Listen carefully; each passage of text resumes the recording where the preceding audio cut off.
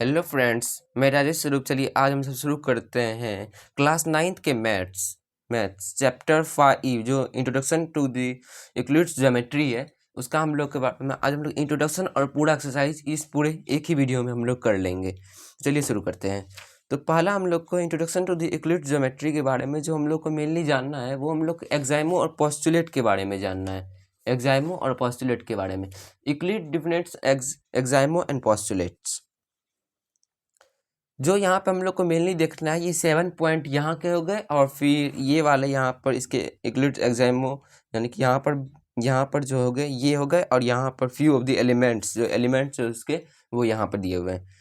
तो पहला आता है a point is that which has no part. एक पॉइंट के पास कोई पार्ट नहीं होता क्योंकि वो डायरेक्ट पॉइंट होता है। मतलब कि जैसे अगर हम लोग इसको एक मैं पेज ले लेता हूँ जिसमें मुझे बनाना था, यहाँ ये रहा।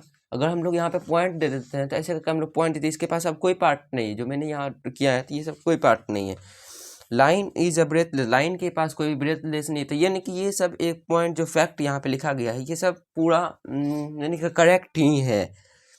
अब the ends of a line are point, and line के जो एंड होता है वो पॉइंट होते हैं। और फिर the straight line is a line which lies evenly in the point on itself. A surface is that which has length of breadth only. The edge of surface are lines. A plane surface is a surface which lies evenly with the straight line itself. वो straight line itself पे होता है। Plane surface is a surface which lies evenly in this, ये मैंने पढ़ लिया है। अब ये सब इसका हो गए कुछ पॉइंट्स, और यहाँ पर कुछ हम लोग के पास स्लेट देखने के मिलते हैं। अभी लिक्विड एक्साइमो है, this which are equal to the same things which are equal to the same thing, things which are equal to the same things are equal to one another। ये वाला मैं यहाँ पे आपको करके दिखा देता हूँ। अगर हम लोग मानते हैं कुछ इस तरीके से, एक ए पॉइंट है, एक बी पॉइंट है और एक सी पॉइंट है, ठीक है, समझे। ए अगर बी के बराबर है और बी अगर सी के बराबर है, ठीक है, ए अगर बी के बराबर है, बी अगर सी के बराबर है, तो हम लोग ए इज इक्वल टू सी लिख सकते हैं। किस तरीके से? इसी पोस्टुलेट की वजह से। If equals are added to the equals is wholes are equals, equals are added to the equals are wholes are equal, यानी कि A plus B, B plus C, A plus B plus C करेंगे तीनों equal ही होगा वहाँ पर, क्योंकि A is equal to B है, B is equal to C है, तो ए प्लस बी करेंगे फिर बी प्लस सी करेंगे तो वही सेम ही आएगा तीनों का answer. If equal are subtracted from the equals are remainders are equal, मतलब जो चीज़ यहाँ पर पहला था उसी से सब रिलेटेड ही है एक तरीके से। Things which coincides with one another are equal to the one another. The whole is greater than the part, ये एक यूनिवर्सल ट्रूथ है क्योंकि होल जो कि पार्ट से हमेशा बड़ा होता है। ये ज्योमेट्री में ही बस नहीं आता, ये एक यूनिवर्सल ट्रूथ है। यहाँ पर हम लोग का जो क्वेश्चन एक यहाँ पे एक्सरसाइज का है तो वो भी यहाँ पे दिया हुआ है। कहाँ था क्वेश्चन? जो क्वेश्चन एक्सरसाइज में बनाऊंगा तो यहाँ बताऊंगा। यहाँ पे why is axiom 5 in the list Euclid axiom considered universal truth. Euclid का 5th नंबर क्या है? Axiom. The whole is greater than the part, यही वाला है। हाँ, यही है। यहाँ पर यही हम लोग को यहाँ पे इसमें प्रूफ करना है। वहाँ 5th नंबर क्वेश्चन जो भी बताऊंगा तो एक्सरसाइज जो बताऊंगा तो ये सब है दिया हुआ है। यानी कि ये सब हम लोग को याद करना होता है क्योंकि ये बहुत ज़रूरी होता है रिमेंबर, और फिर बाद में ये यूज़ भी आते हैं इसके बहुत सारे। इसी से हम लोग जैसे हम लोग बोल सकते हैं कि हम लोग जो भी चीज़ पढ़ते हैं तो उसके बारे में हम लोग पूरा डिटेल तरीके से नहीं जानते, लेकिन हम लोग उसे जानते हैं, हम लोग उसे बोल नहीं सकते। उसी तरीके से एक्साइमो और यूक्लिड्स पोस्टुलेट सब भी होते हैं। अभी things which haves same things equal to the one another, things which are halves of the same things. अगर ए 1/2 ए होगा, 1/2 बी होगा, 1/2 होगा, तो यानी कि तीनों इक्वल होगा, यानी कि वही चीज़ वहाँ दिया हुआ है। तो चलिए शुरू करते हैं हम लोग आज के जो एक्सरसाइज है। ये पोस्टुलेट है यहाँ पे दिए हुए हैं, देखिए। एक्सरसाइज शुरू करने से पहले मैं पोस्टुलेट पे कुछ पढ़ के बता देता हूँ। Straight line may be drawn from any one point two the another point. एक पॉइंट से अनदर पॉइंट पे हम लोग कोई भी स्ट्रेट लाइन को ड्रॉ कर सकते हैं। और terminated line can be produce indefinitely. A circle can be drawn with any centre and any as, ये तो आप लोग जानते ही होंगे, कोई भी रेडियस से लेके हम लोग इसको बना सकते हैं। All right angle are equal to one another. फिर straight line following on the two straight lines make the interior angle on the same side of it taken less than the right angle than the straight line if produced independently meets on the same side sum of the each angle of the two right angles। ये सब चीज़ दिया हुआ था। अब हम लोग चलिए exercise पे इस पर चलते हैं। यहाँ पर जो हम लोग का एक्सरसाइज है, एक्सरसाइज ये हम लोग का जो पहला क्वेश्चन हम लोग का है 5.1 का exercise. Which of the following statement is true and which is false, give reason for your answer, only one line can pass through the single point. Exercise यहाँ पे हम लोग का 5.1 है, देखते हैं।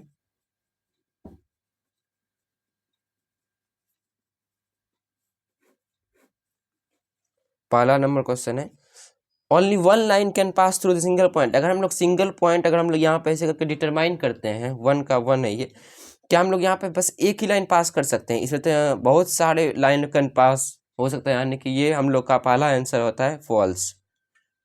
फॉल्स किस लिए हुआ? क्योंकि यहाँ पे लिखा था ओनली वन लाइन, यहाँ पे ये कहना चाह रहा था कि बस एक ही लाइन पास कर सकते हैं। नहीं, यहाँ पे हम लोग बहुत सारी लाइन पास कर सकते हैं। There are infinite number of line can pass through the two distinct point. अगर हम लोग सेकेंड नंबर क्वेश्चन देखते हैं तो एक पॉइंट मैं ये ले लेता हूँ, एक पॉइंट ये लेता हूँ, इसमें क्या इन्फिनिटी लाइन पास कर सकते हैं? There can be infinite line of line which pass through the two distinct, दोनों डिस्टिंक्ट पॉइंट को टच करते हुए एक इन्फिनाइट लाइन पास कर सकते हैं। इन्फिनाइट मतलब मैं बोलूँ तो यानी कि अनगिनत, नॉट काउंटेबल, मतलब काउंट उसे नहीं कर सकते हैं वो तरीके से। तो टू डिस्टिंक्ट पॉइंट में बस तो एक ही लाइन पास हो सकता है, जो इधर से जाएगा फिर इधर से ही लौट के आ जाएगा। यहाँ पर ये भी क्वेश्चन फॉल्स आ जाएगा। Third, a terminated line can be produce indefinitely to both side, यानी कि अगर कोई भी दो पॉइंट पे अगर हम लोग लाइन को ऐसे करते हैं तो हम लोग इसको दोनों साइड से इंक्रीज तो कर ही सकते हैं ना। हाँ, ये यहाँ पे ट्रू हो गया। Fourth, if two circles are equal, दो सर्कल अगर इक्वल है, हाँ, तो इसका रेडियस क्या इक्वल होगा? हाँ, जब दो सर्कल इक्वल है तो उसका रेडियस भी हमेशा इक्वल होगा। रेडियस अगर मैं बोलूँ तो फिर सेंटर से उसके सरकमफेरेंस मीन्स इट मीन्स इस उसके बाउंड्री तक के कांटेक्ट को हम लोग रेडियस कहते हैं। और जो सबसे बड़ा कोड होता है वो हम लोग का डायमीटर होता है, समझे? डायमीटर होता है, और जो सेंटर से डायरेक्ट हम लोग का रेडियस सरकमफेरेंस को टच करता है उसे हम लोग रेडियस कहते हैं। ये भी हम लोग का ट्रू हो जाता है। 5, AB is equal to PQ, AB is equal to PQ, PQ is equal to XY, then AB is equal to XY। यही चीज़ तो मैंने यहाँ पे बताया था, ये वाला कहाँ गया? हाँ, यहाँ पे मैंने बताया था। ए इज बी और सी, तीन पॉइंट लेते हैं, ए बी के बराबर है, बी सी के बराबर है, मतलब ये और ये भी इक्वल होगा, ये और ये इक्वल होगा। वही चीज़ तो यहाँ बताया है। ए बी अगर पी क्यू के बराबर है, पी क्यू एक्स वाई के बराबर है, तो ये अपने आप ये दोनों इक्वल हो जाएगा। A B is equal to X Y, ये भी ट्रू है। तो चलिए क्वेश्चन नंबर हम लोग 2 की ओर बढ़ते हैं। यहाँ पे कुछ डिफाइन करने वाला टर्म्स है। क्या डिफाइन करने वाला टर्म्स है? मैं अगर आपको इसे बता दूं तो आप लोग इसे खुद से लिख सकते हैं, तो ठीक है, मैं आपको इस तरीके से बता देता हूँ। Give definition of the each form as the other term need to be defined first. Parallel line, parallel line जो ये इस तरीके से मैं इसको डिफाइन कर सकता हूँ, ये कभी मैं मीट नहीं कर सकता, किसी पॉइंट पे ये मीट नहीं करेगा, ये कभी भी मीट कर ही नहीं सकता। ये पॉइंट दो अगर लाइन ये अगर पैरेलल होता है तो कभी भी ये एक दूसरे को मीट नहीं करता है। ए बी सी डी कहीं इन्फिनाइट पे भी कहीं पे भी जाके ये मीट नहीं कर सकता, पहला ये होगा। दूसरा perpendicular line, two line intersect each other, two line, इसका मैं लिख देता हूं, two line intersect each at 90 degree. Two line intersect each other at 90 degree is known as perpendicular lines. Line segment line segment जो कि वह जिसके line में यानी कि जो लाइन सेगमेंट होता है वो एक तरीके का स्ट्रेट लाइन होता है, स्ट्रेट लाइन होता है और दोनों साइड इन पॉइंट होता है, जिसको हम लोग बाद में हम लोग एग्जिट करके इसको हम बढ़ा सकते हैं, समझे ना, इसको हम लोग बढ़ा सकते हैं। तो ये वो लाइन सेगमेंट हो गया। फोर्थ रेडियस, रेडियस का मैंने जिक्र वहाँ इस क्वेश्चन में भी किया था। रेडियस क्या करेंगे,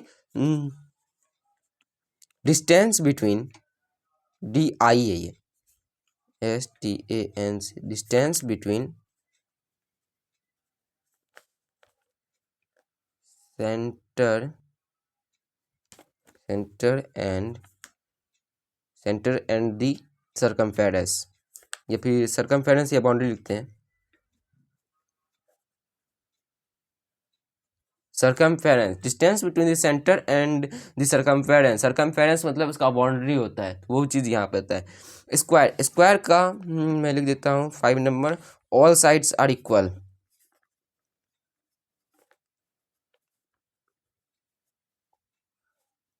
equal and each angle are at 90 degree, सभी एंगल इसमें 90 डिग्री पे होते हैं और फिर सारे साइड्स इसके इक्वल होते हैं, ठीक है। अब इसका मैं क्वेश्चन नंबर 3 जो है ये पोस्टुलेट सब के बारे में दिया गया है, तो इसको मैंने यहाँ पे बता देता हूँ। Consider two postulate given below, given any two distinct point A and B, there exist in third point C which is an between A and B. हाँ हो सकता है, यानी कि अगर उसको हाफ पार्ट में कट कर रहा हो, मतलब कि ए और बी अगर एक लाइन है, हम लोग का पहला में ए और बी अगर एक लाइन है तो उसमें सी बीच में कहीं पे भी हो सकता है, ठीक है। There exist least 3 point on or not on the same line, same line पे हम लोग 3 पॉइंट को नहीं कर सकते क्या, मुझे तो लग रहा है कर सकते हैं, लेकिन यूक्लिड ज्योमेट्री अगर मैं देख लूँ तो यहाँ पे कहीं लिखा होगा, कहाँ होगा, और उसके उसके आगे भी कुछ क्वेश्चन था, मुझे तो लग रहा है सब कुछ। Do this postulate contain any undefined term, हाँ अनडिफाइंड टर्म यहाँ पे पॉइंट कर रहा है और यहाँ पे लाइन कर रहा है, ये दो जो पॉइंट है, हम लोग मैं इसे जूम करके आपको दिखा देता हूँ। यहाँ पर जो पॉइंट और लाइन है, हम लोग का पॉइंट और लाइन ये दोनों अनडिफाइंड टर्म को ही बता रहे हैं। अब यहाँ पे undefined term are the postulate consistence, ये लास्ट फर्स्ट वाला तो हो सकता है लेकिन सेकेंड वाला यहाँ पे मुझे नहीं लग रहा। Do you Euclid's postulate explain, do you explain Euclid postulate जो होते हैं, यहाँ पे 5 पोस्टुलेट 5 पोस्टुलेट जो मिलते हैं हम लोगों को, यहाँ पर से आप लोग लिख सकते हैं। 5 पोस्टुलेट एक्सप्लेन करने बोला गया है, कंसिस्टेंस पोस्टुलेट 1 2 3 4 5, और इसका डिफाइन हम आपको कुछ यहाँ पे मिल सकते हैं, ये पोस्टुलेट वाला में। अनडिफाइंड मतलब ये एक तरीके से डिफाइंड हमेशा के लिए रहता है, ये यूनिवर्सल ट्रूथ के तरीके से बिहेव करता है। पोस्टुलेट के बारे में आप तो समरी पे ही देख सकते हैं, यहाँ पे दिया हुआ है, ये यूक्लिड एग्जाइमोज है, ठीक है। क्वेश्चन नंबर अब हम लोग का 4 चलते हैं।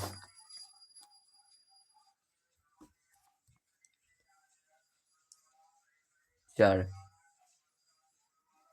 If point C lies between 2 point A B and C, A B अगर के पॉइंट के दोनों पॉइंट के बीच में अगर C पॉइंट लाइज करता है, C AC is equal to BC, ठीक है। Prove that AC is equal to 1/2,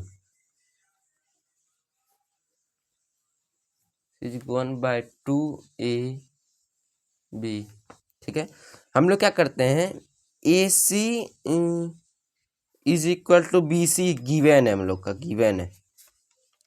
हम लोग दोनों साइड अगर AC को जोड़ दे तो AC plus AC is equal to AC plus BC, हम लोग को AB लाना था, AC plus BC is equal to हम लोग का AB हो जाता है, AC प्लस यहाँ पे हम लोग का AB हो गया 2AC, 2AC is equal to AB हो गया, और यहाँ पे हम लोग का AC is equal to 1/2 AB हो जाएगा।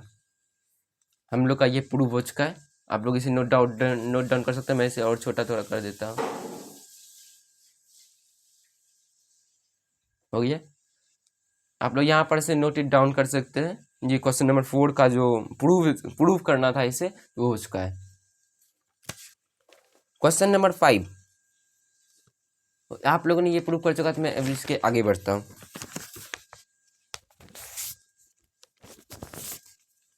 क्वेश्चन नंबर 5 जो है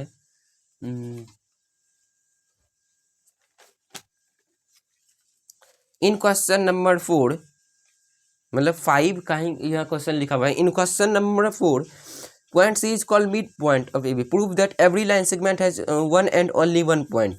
हम लोग को क्वेश्चन नंबर 5 में प्रूव करना है कि एक लाइन में बस एक ही मिड पॉइंट हो सकता है, ए बी। हम लोग मान लेते हैं एक पॉइंट यहाँ सी और यहाँ पे डी, मतलब लेट करते हैं पॉइंट सी एंड डी,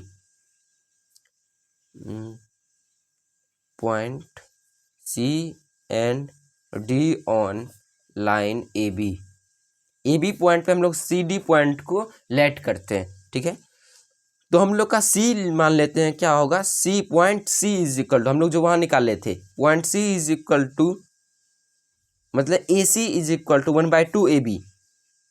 वहां जो हम लोगों ने यहाँ पे निकाला था वही वाला चीज को यहाँ पे लिखना है। Point let C as a mid point, हम लोग पहले सी को मिड पॉइंट मानते हैं, C is mid point. C अगर मिड पॉइंट होगा तब हम लोग का होगा 1/2 ए बी, और फिर यहाँ पे 1 हो गया, ये वाला टर्म जो हो गया ये 1 वाला हो गया। डी इज मिड पॉइंट, अब मानते हैं डी को मिड पॉइंट। डी को जब अगर मिड पॉइंट मानेंगे तो हम लोग को A D is equal to 1/2, और सॉरी यहाँ पे बी होगा, यहाँ देख के नोटिस किया ना तब पता चला, A D is equal to 1/2 A B, ये इसका हम लोग का दूसरा टर्म हो गया। फ्रॉम 1 and 2 मानते हैं, फ्रॉम 1 and 2 करेंगे तो A C is equal to 80 हो जाएगा। 1 and 2 करेंगे तो A C is equal to A D हो जाएगा, A C is equal to A D हो गया, A C is equal to A D. 1 and 2 को 1/2 ए बी इक्वल था तो उसको हटा दिया, A C is equal to A D हो गया, ठीक है। ए सी अगर ए डी के बराबर है, ए सी इज इक्वल टू ए सी अगर ए डी के बराबर है, ए सी अगर ए डी के बराबर है मतलब कि दोनों पॉइंट एक जगह लाइक करता होगा, सी पॉइंट डी पे लाइक करता होगा ना तो डी पॉइंट सी पे लाइक करता होगा। यहाँ पर से ये पता चलता है कि ये पॉसिबल हो सकता है क्या कि C and D lies on same point. यहां पर से हम लोग लिखेंगे that every line segment has one and only mid point, one and only one mid point. यहां पर से यही लिखेंगे, मैं लिख ही देता हूं, क्या पता आप लोगों ने नहीं लिखा हो।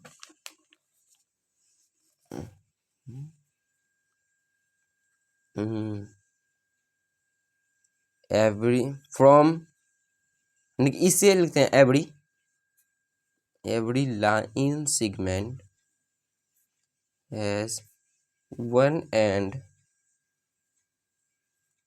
Only one mid point. हो गया, इस क्वेश्चन का हो गया। अगर आप लोग लिख चुके हैं तो फिर मैं अब आगे बढ़ता हूँ 6 नंबर पे। ये बस एक्सरसाइज खत्म ही होने वाला है, ये ज़्यादा लंबा वीडियो तो नहीं होगा। 6 नंबर,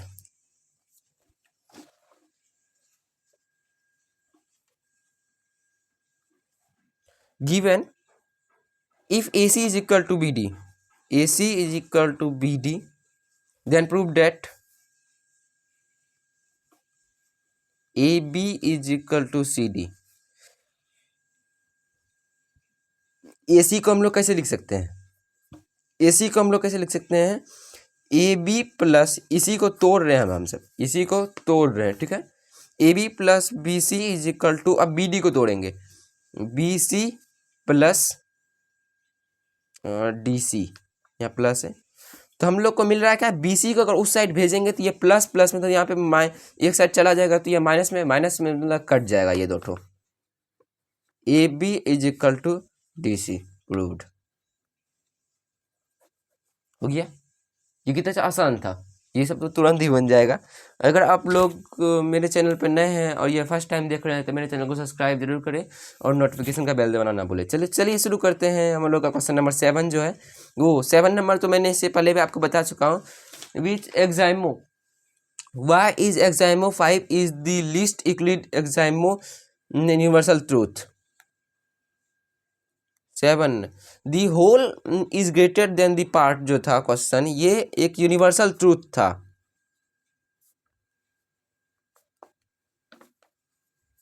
ओ यहाँ 2 बार लिखा दिया, यूनिवर्सल ट्रूथ था। बिकॉज, क्योंकि यहाँ पे ये लिख सकते हैं क्या कि बिकॉज ये जो अप्लाइज करता था यूनिवर्सल जस्ट ज्योमेट्री, बिकॉज यहाँ पे ये यूनिवर्स के बारे में ज़्यादा ये वैल्यू दे रहा था। मतलब कि जस्ट